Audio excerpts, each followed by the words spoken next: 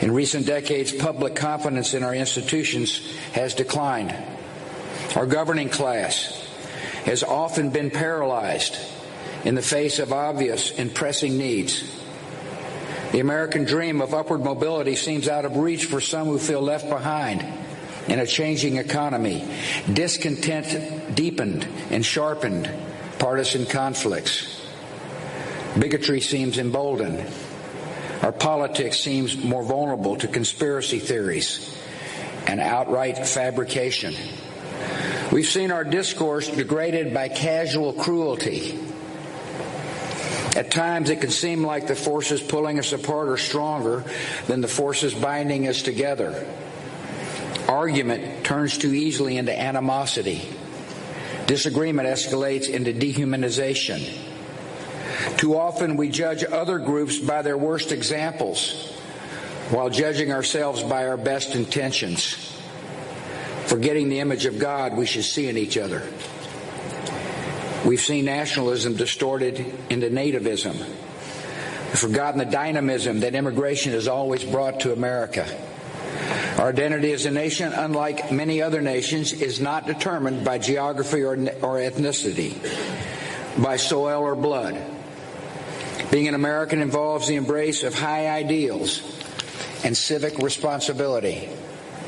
We become the heirs of Thomas Jefferson by accepting the ideal of human dignity found in the Declaration of Independence. We become the heirs of James Madison by understanding the genius and values of the U.S. Constitution.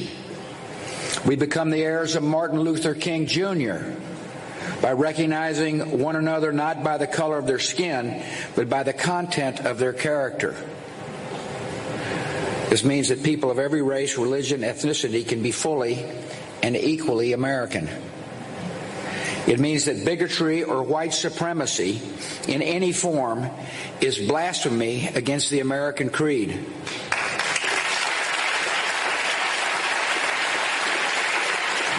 We need a renewed emphasis on civic learning in schools, and our young people need positive role models.